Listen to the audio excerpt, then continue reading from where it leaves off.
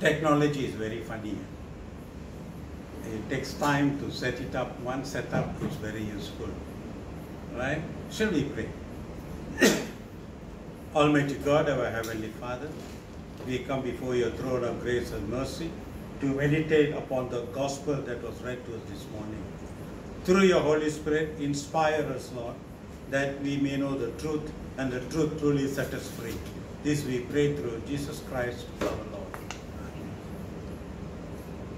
In today's gospel, the Lord is talking about useful life, a fruitful life.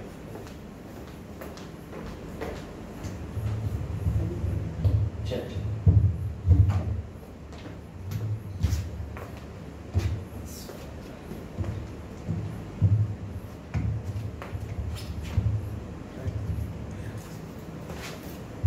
Can you hear me now? Okay. In today's gospel, our Lord is talking about fruitful life, a life that produces fruits, a life that is useful. Life is the most precious thing on the earth. Every life has value, every life. And life exists to be fruitful and useful. Life without a purpose is a life wasted, a wasted life. Every living thing exists to produce fruits. For example, how many of you seen earthworms? There are many who have never seen. How many of you handled the earthworms? Very good. There are many of them that I never seen. I just want to ask Watson and Abhinesha, have you ever seen an earthworm? Have you handled it? Or not? See, she has not handled it. You know, the earthworm is so, we look at it, it's very detestable. You know, we just shrink away from it. If there is no earthworm, there are no forests. There are no fields, no estates. The earthworm actually plows in its lifetime 500 times the earth. Earthworm that is about 10 inches long. It not only loosens up the soil so the roots of the plants can go deep, it also aerates the soil so it becomes live. You consider the earthworm, and it is so useful, that's why it's very important. Then we look at the bees. Without the bees, there will be no fruits and no seed. There will be no propagation of next generation of plants. So the bees are so wonderful. It's very important. Then you look at the birds.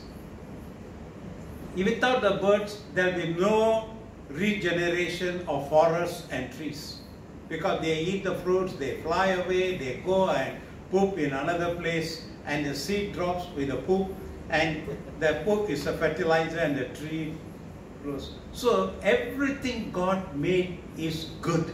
That is why the Genesis chapter 1 says, God made this and He said it is good. Yes. But when He created Adam, He never said it is good. I always wondered why He never said good. Because He wants us dominion over everything and become fruitful and useful. He said be fruitful and multiply.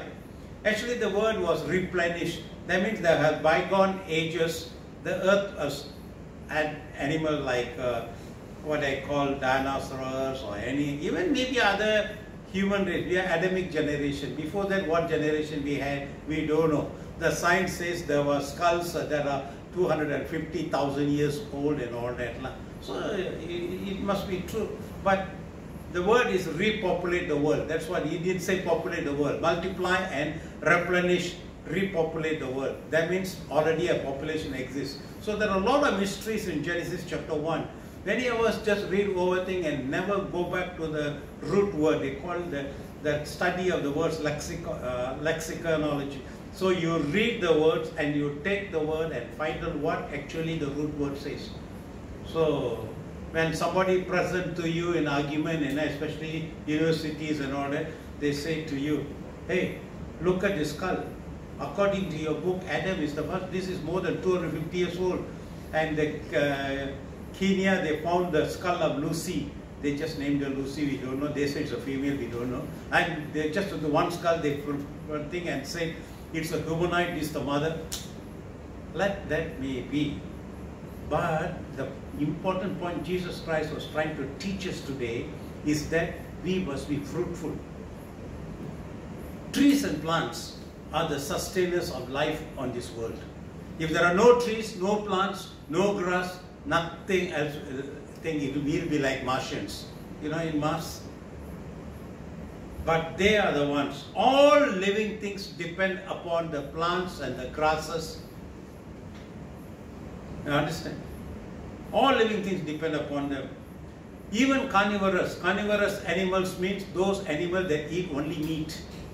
They eat on the herbivores with the vegetarians.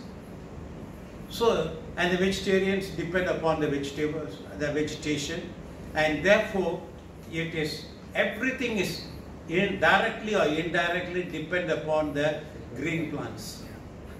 So once a person asked me, Doctor, are you a vegetarian?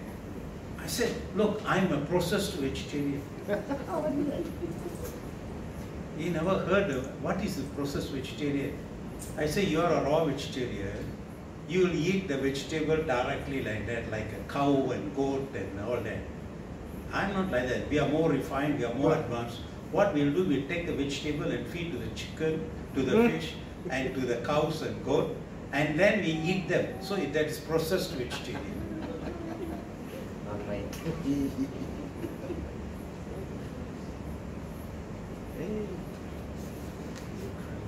So when Jesus was talking about, I am the vine, you are the branches. You know the root of the vine. That is why the Bible calls Jesus Christ the root. The vine, every year after it bears fruit, they'll cut off a new vine branch will come. And see, how many of you been to a vineyard? You've been to a vineyard, huh? Good. You know, the root will be there, the branch will be spreading, and the grapes will be hanging around. And they have varieties of grapes in the world. You have green, you have golden, you have purple, you have black. And each grape is used to produce a different type, either brandy or cognac or wine. So it depends what type of grapes you are growing. So each grape is useful. Some are table grapes, only you eat. It doesn't, you make use of them to produce wine. You can, but the quality will not be good. The Christians are like the branches of a vine. The root is Jesus Christ. That is the foundation. And we are offshoots of Him. And He says, each branch that comes out must bear fruits. So what the gardener will do, the vineyard master, the vine dresser they call it, that's the term, the vine dresser, and he will come and inspect the branch. He will look for two things, whether there are any parasite going inside and it will kill. So what he will do, he will cut that branch and burn it so the parasite doesn't infect others. That's what Jesus Christ is talking. Because you cannot produce fruits. Even if you produce a withered, small, of no use. So you'll cut and throw. And then you will see the branch with vines, and then you will see the smaller ones coming, but there is no use, they are not going to produce. So you will cut and prune it. So that bunch of grapes will become bigger and good. That's what we're talking about. So the vine dresser is the one who will make sure that the branch that produces the bunch of grapes is well looked after and it is firmly attached to the thing. You will make sure that it is attached to the vine. Because sometimes, because of the heaviness of the bunch, the root, the branch can be pulled away from the root. So he will anchor it firmly to the root. So it will grow well. Okay. So that is why the Bible says you must be rooted in Christ. You understand? Because when you produce fruits, sometimes you become heavy-headed, you know. Oh, I'm a good speaker. I know all this truth. I can explain. I can become. And your fall will be greater. There are many people who in Christ, because they became heavy-headed and they fell away from Christ. So that is why he says you must firmly rooted in the branches. Then you can produce much fruits. So it's a Christian has two areas of being fruitful, namely earthly and spiritual. There are two areas. The first command God gave to Adam was to be fruitful and multiply. Genesis chapter 1 verse 28. God wants all living things to be fruitful and multiply. God wants all living things to be fruitful and multiply. Except man, all other creatures have only earthly functions. All the created things on this planet Earth has only one function. But only man has two functions. He has to be earthly as well as heavenly. We are living here and we have to be fruitful here. Whatever job you have taken, you must do it well. You understand? Yes. You must be useful and fruitful. You must bring fruits to the world so that others can enjoy it. The root stays permanently on the soil. It is there. Like if you go to France, in the place called Provencal, that's the best wine growing in the world, you know, the grapes. And some of the roots are thousands of years old, you know. And the branches may come new every season. And if you look at it, they are very useful. You understand? So we are on this earth, this generation, we are on the earth. We live for 70, 80 or 100 years, that's the thing. And you will spend about 40 to 50 years of your life on this earth to be fruitful and useful. Fruitful so that your family can have a better living standards. And fruitful because the society and the church will be useful. I mean, you will be useful to them. That is a generational fruitfulness, both biological and spiritual. Biologically, every one of us get married, we have children, we pass on our knowledge, our traditions, and our way of living to the child. And we will be sleeping, and then we will be taken away from this earth, and our ideas will live in our children, and they will pass it on to the next one. That is what the Bible says. The coming generation will praise Him. So we give our Christian values to our children. And we give them the faith so they will follow. That is why the Jewish people, whenever they pray, they say God of Abraham, God of Isaac, God of Jacob.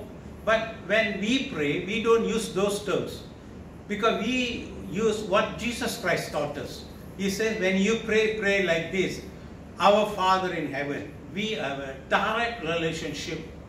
You understand? That's very important for us to understand. There are people going around and still trying to be Jew and saying, Father of my God of Abraham. That is for the Jewish people. We are the spiritual children of God. And John chapter 1 verse 12 very clearly says, those who believed in the name of Jesus Christ, to them God gave the authority to become the children. If you are a child, you will call your father what? Abba.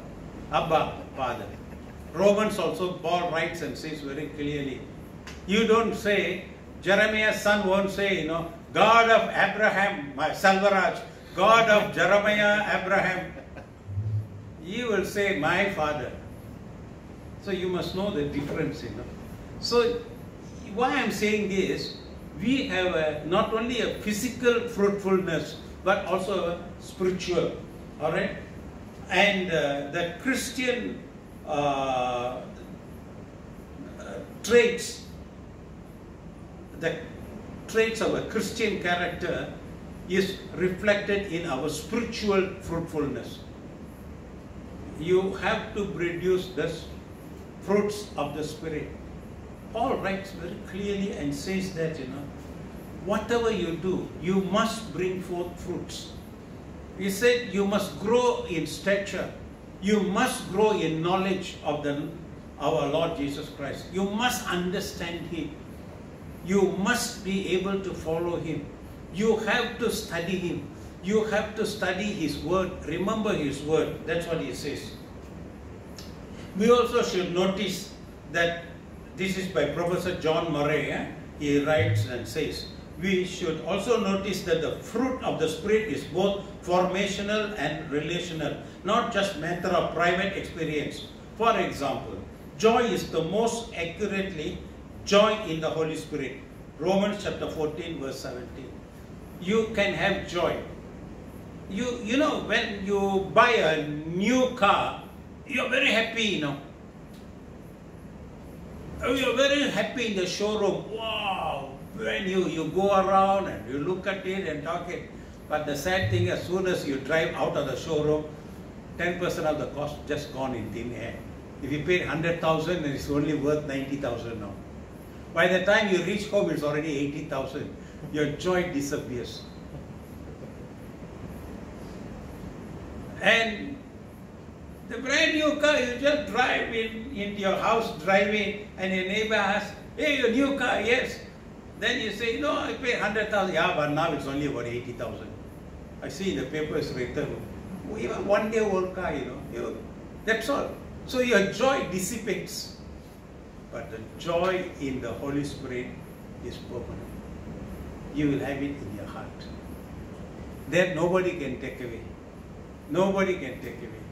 That is very important. And then peace. Jesus said, I give you my peace. Not as the world gives, but I give you the peace which nobody can take away. That peace of mind. The peace in knowing that you have a place in heaven. The assurance of salvation. The assurance of resurrection. The assurance of life to come. That gives peace. Nobody can take it away. And that is in John chapter 14 verse 27. And love comes from God. First John chapter 4 verse 7. First John, Epistle John, verse 4 verse 7. He says, love comes from God. If anyone loves, he is of God. Because perfect love casts away fear. You will not have fear. Many of us have many fears, When you have fear, you cannot produce. I give you an example. You remember the story of talents? One fellow had 5, one fellow had 2, one fellow had 1. What was the answer of the one fellow when he asked? I feared, therefore I hid it. I didn't bring any fruits. While the other 2. And the Lord condemned him, If he had kept it in the bank, I would have collected with interest. But since you hid it, it will take away and give it to the man who had the 5 talents and multiplied to become 10. Give it to him. And you will be made more miserable. So, fruitfulness is very important in our life. That we must do it. Christian character arises from divine nature. 2 Peter chapter 1 verse 4. You see, Jonathan Edwards, a great preacher, he said, all true Christian grace tends to holy practice. Anything you practice will produce results. And the results are the fruits. And if it is done in sincere Christian love, it will be useful. It will be fruitful. Very important for us to know that. All our efforts must be done in Christian love and all sincerity. That is exemplified by the life of Christ. You see, He loved us so much. He said, Bible says, while we were sinners, yet He loved us. He laid His down life for us. Therefore, today you and I have salvation in Christ Jesus. And we have assurance of life eternal. And that is very important. Bible says, if you gain the whole world and lose your soul, what does it profit you? You understand? Therefore, you must learn how to become fruitful, So, in Galatians chapter 5, verse 22 to 23, they have this thing. You have 9 things. If you talk to the Hindus, many of them will wear a ring like this, and they have 9 stones. They call Navaratnas. That means 9 diamonds. They have the 9 colors. But they say if you have this, your life will be happy, you'll be fruitful, whatever you do will be successful. Therefore they have this, the 9. Actually, I went to Sri Lanka and I bought all the 9, but I have not set it yet. Because when I came back and I read it, he said, hey, that is not thing, that is false belief. Galatians chapter 5 says, verse 22 to 23, these are the fruits of the Holy Spirit. Love, joy, peace, patience, kindness, goodness, faithfulness, gentleness, self-control. These 9 are the diamonds that you must have in life. If you have it, you'll be fruitful, you'll be successful, whatever you do will prosper. You see, these people took it literally and have their 9 diamonds. But that is not the one. These 9 diamonds must be sowed into your heart. That's why Romans chapter 5 verse 5 says this. The love of God is poured into our hearts by the Holy Spirit. So if you have the Holy Spirit, you will have this love, joy, peace, patience, kindness, goodness, faithfulness, gentleness, and self-control. All these 9 will produce fruits. And these are the fruits that will be useful to you, to your family, to the church and the society. You will be a man of love. You will be a man of joy. People come to you, you will give them joy. You will be a man of peace. You will be a man who with patience, you will be able to bear all hard things put on you, all the blasphemous things put on you, and they will tell you all manner of evil things against you, but you will still wait patiently. And you will have kindness. You will show kindness to others. You will be a good person, a moral person. You will be teaching people morality. And you will be faithful not only to God, but you will be faithful to your family, to your wife, to your husband, to your children, to your friends, to your church.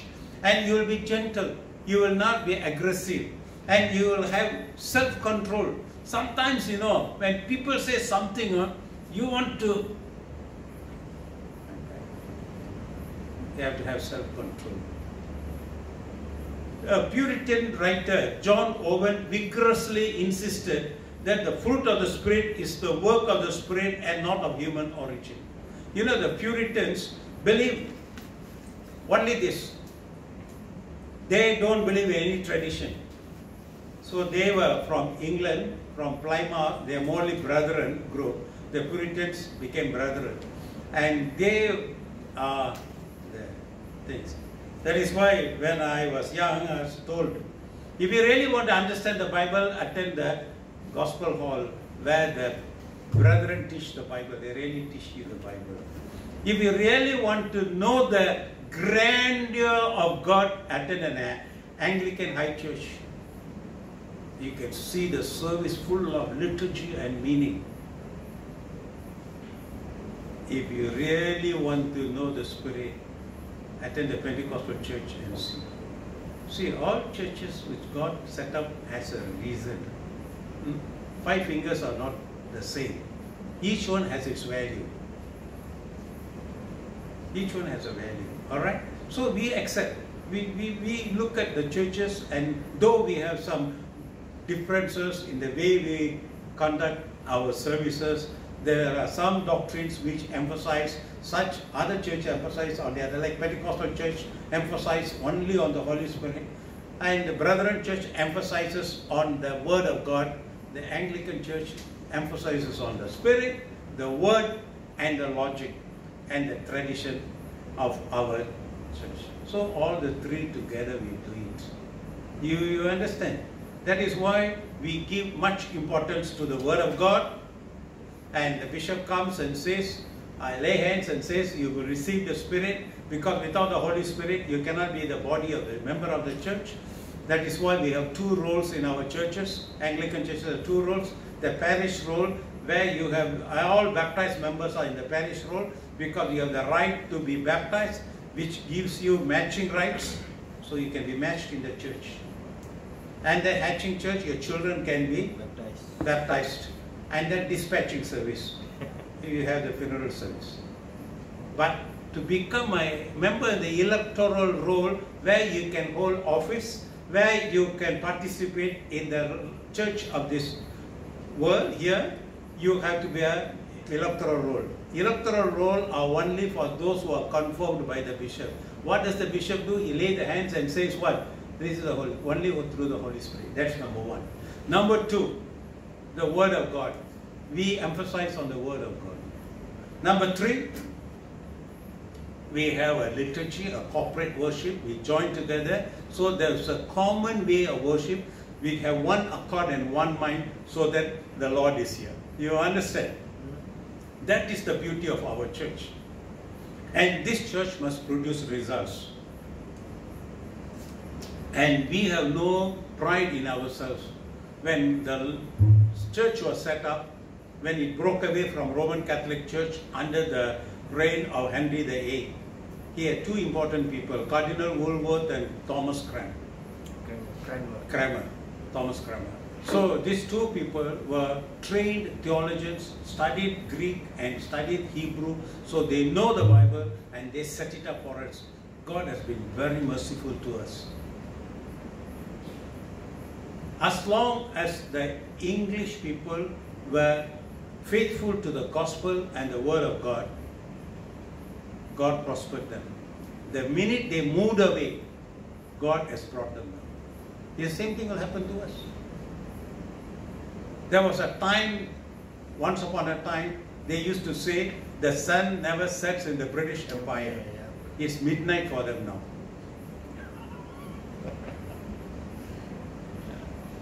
Because they don't believe in God anymore. The churches are empty. You go to England, you want to go to a church, now it's a monument. You have to pay money to go inside and see, you know. Become public. That's why I said, it's midnight for them. They have rejected the Son of God. They have rejected the Word of God. They have moved away. Now it's happening in America. It was founded on puritanical, that is brethren's basis, the Word of God. Even in your constitution, it says, you know, the Bill of Rights, every person is created equal and has the right to pursue happiness. Now they don't want to accept it. You know, it's like that. So Jesus warned us about fruitful life. You see, your life you live, you may do whatever you want. If your life has no fruit, it's a wasted life. And Jesus said, you know, that He alone is the sustainer. He alone can give you like the root pumps in the nutrient to the branch. He is the one who is the giver of the Spirit. He is the one who is giver of wisdom. He is the one who gives us all opportunities. But we must act. We must act. In Tamil there's an adage, a proverb that says, a beautiful vegetable on the paper will never satisfy your hunger. You have a very beautiful vegetable, maybe an apple or an orange or whatever you like. Maybe nowadays, maybe a hamburger. Okay. McDonald's, quarter pounder. Beautiful picture. When you drive through and if you don't buy it, you're still hungry. All the words you speak is no use unless you act on it. And you must be useful to the society. When I went to Bahau to open up my clinic, Rais Yatim was the chief minister. They had a function, I don't know what function was it, I can't remember it, in 1976. And then they were introducing all the important people in a small town like Bahau. they introduced me, this is doctor, he has come. You know, Rais Yatim told me, thank you doctor for coming to a small town like this and opening a clinic here so that you can be useful to the people here. You understand? Then when the 25th year of the Yam Tuan, he had every district he went and he had a meeting. So all the important people of the town go and he will give you a present. So my name was called and I went and doctor, and then the Yam Tuan asked me, how long you been here? I said, as from 76 I'm here. Very good doctor, thank you for serving the people in my remote area, you know.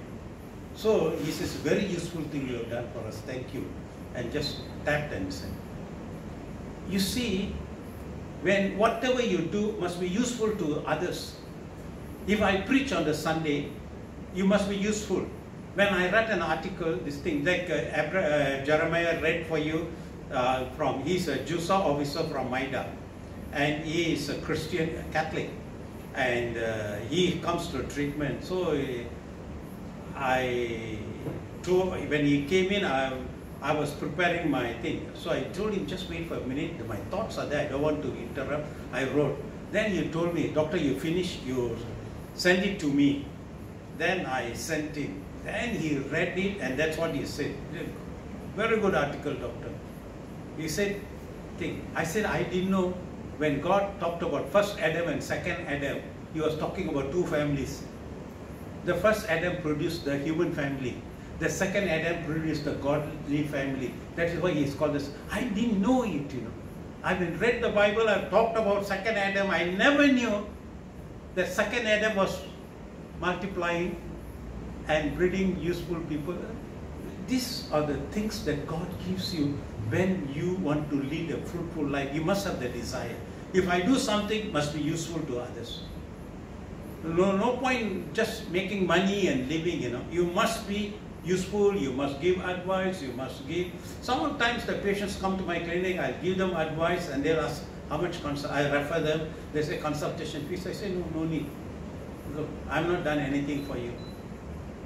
I only have advised you, you go. So the people go out and they tell the nurse, you know, you know, they tell my nurse when they collect the letter, they tell my nurse, ini Dr. Maya bagus lah. You know, you have to be useful for people. Then I told my nurse, whenever they say that, tell them he is a Christian. So all of them now, all my patients know I'm a Christian. The Chinese will say like this, Yesuba.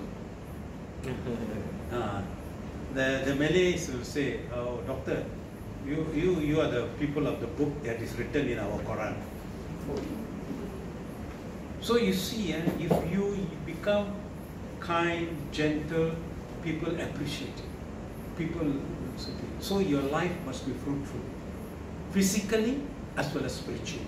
Remember these two words, PS.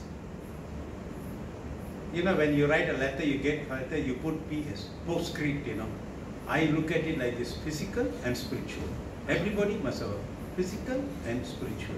You must be fruitful in both areas, and then you become the true branches of Christ Jesus. May God bless you. Shall we pray? Almighty God, our Heavenly Father, we want to thank you for this morning that you have taught us, Lord, that we have to be fruitful in this world as well as spiritual, so that we can have eternal life. Let our good works so shine before men that they may glorify God, you said, Lord. That we have to be a people of good works. To have the good works, we must have the good Lord as our master. And we must have the good spirit in us to do the good things. So fill us with your spirit, fill us with your power, so that we can become fruitful people for your kingdom. We pray in the name of our Lord and Savior Jesus Christ, and you all say, Amen. Thank you.